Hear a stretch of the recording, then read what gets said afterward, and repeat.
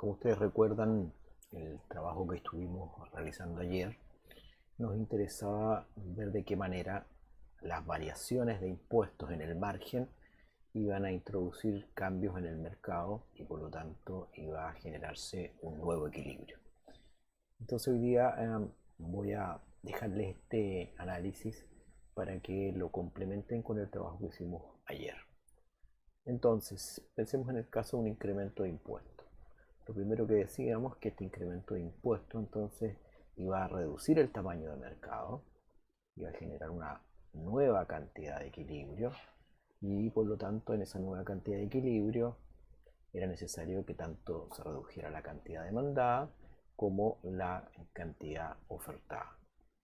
De alguna manera un incremento del impuesto reduce los incentivos para realizar transacciones en este mercado. Un ejemplo clásico es el de los cigarrillos. En la medida que se quiere desincentivar las transacciones en ese mercado, se van incrementando los impuestos asociados a los cigarrillos. Entonces aquí yo estoy colocando una cantidad arbitraria de disminución que la vamos a representar como la nueva cantidad de equilibrio en este mercado con un incremento del impuesto, que obviamente si el mercado está en equilibrio, esa tiene que ser igual a la cantidad ofertada de equilibrio, en este caso sería la nueva cantidad, la vamos a llamar con el supraíndice 1, esta sería la nueva cantidad ofertada de equilibrio, y esta sería la nueva cantidad demandada, ¿no es cierto?, de equilibrio. Bien, hay una reducción entonces en el tamaño del mercado. Lo interesante acá es ver cuáles serían los efectos en tanto los consumidores como los oferentes. Supongamos que los consumidores son muy insensibles a las variaciones de precios. Es decir, en realidad, dado que esta es una droga adictiva, los cigarrillos, están dispuestos a pagar mucho más por igual seguir consumiendo cantidades relativamente similares. Por lo tanto, para lograr una gran reducción en la cantidad demandada de equilibrio, entonces el precio tendría que elevarse mucho. Entonces yo voy a colocar aquí una cantidad arbitraria de elevación del precio. Esta sería el nuevo precio de demanda de equilibrio, demanda 1 de equilibrio, y por lo tanto este par ordenado que está acá, ya sabemos que de nuevo, si no ha cambiado ninguna otra condición en el mercado, excepto el incremento del impuesto, entonces este sería un par ordenado que también pertenece a la misma demanda de mercado. Y por lo tanto, si pertenece a la misma demanda de mercado, yo podría unir ese valor, ¿no es cierto?, con ese valor, y esta sería más o menos la curva de demanda, ¿no es cierto?, por cigarrillo. Ok. Supongamos en cambio que los oferentes son más sensibles a las variaciones del precio y por lo tanto les bastaría una pequeña reducción en el precio. Entonces los consumidores requieren una gran variación en el precio para que se reduzca la cantidad demandada. En cambio los oferentes son más sensibles a las variaciones de precio. Una pequeña variación de precio basta para que se reduzca de igual manera que para los consumidores, pero en este caso la cantidad ofertada. Por lo tanto, para los oferentes bastaría, ¿no es cierto?, una reducción del precio de oferta, en este caso sería el precio de oferta 1 de equilibrio, y ellos estarían entonces reduciendo la cantidad ofertada. Esta sería la nueva cantidad ofertada, ¿no es cierto?, que tenemos representada ahí. Tenemos reducción de la cantidad ofertada, demandada, y este sería un nuevo par ordenado que sabemos que pertenece a la oferta. De nuevo, ¿por qué pertenece a la oferta? Porque nos estamos suponiendo que todas las demás variables que afectan a la oferta permanecen constantes, ¿cierto? Como leyeron en la literatura que ustedes tienen, este famoso ceteris paribus. ¿Ok? Si estos dos pares ordenados pertenecen a la oferta, entonces uno podría representar en este diagrama una curva de oferta como esa. Ok, esta sería la curva de oferta asociada, ¿no es cierto?, a la industria de los cigarrillos. Y por acá tendríamos la demanda. Fíjense que lo que nos está diciendo este mismo diagrama es que tendríamos que tener un nuevo impuesto equivalente a la diferencia entre estos dos valores de T sub 1, que es bastante mayor que el impuesto original. Si seguimos una escala que está aquí en este gráfico, algo así como 3 veces el impuesto original, ¿no? De esa manera lograríamos reducir esta cantidad que yo inicialmente señalé arbitraria de la cantidad de equilibrio.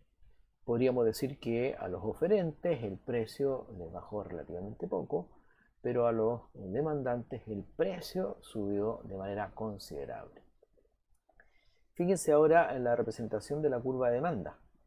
Si uno compara estas dos curvas de demanda, uno podría decir que la pendiente de la curva de demanda es mucho mayor que la pendiente de la curva de oferta. Si esta la representáramos como recta, hiciéramos aquí algunos cálculos de la pendiente, claramente la pendiente de la curva de demanda resultaría mucho mayor que la pendiente de la curva de oferta.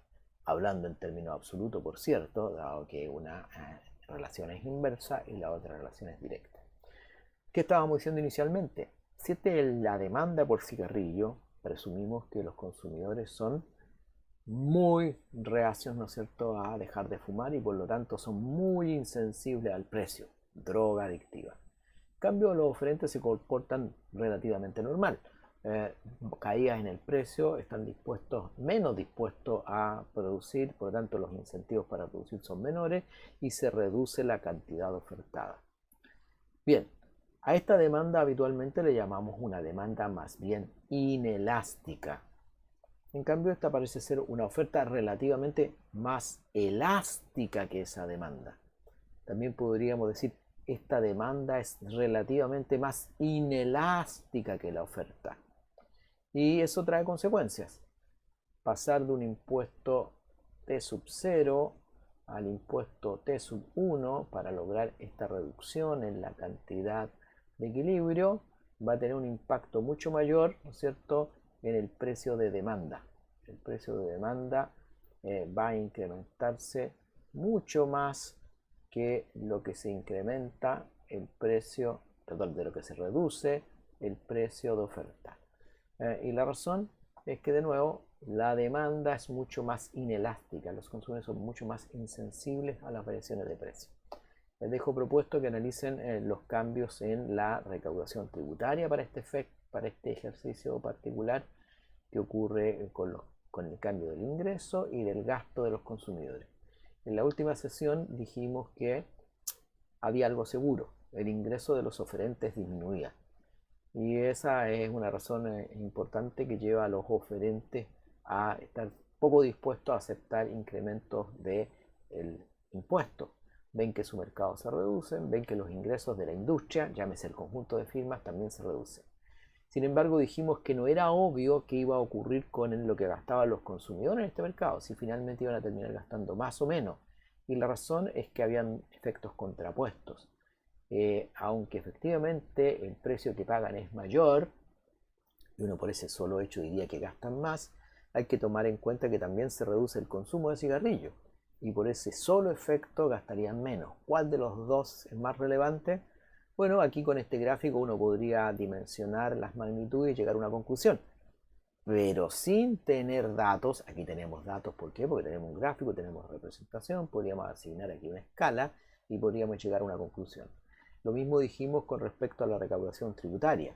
La recaudación tributaria sin datos no era posible llegar a saber qué ocurría con ella. ¿Por qué? Porque la recaudación tributaria tenía que ver con la magnitud del impuesto. Inicialmente el impuesto es T sub 0 y depende de la cantidad de equilibrio inicial, ¿no es cierto? Y esa es la cantidad de equilibrio inicial.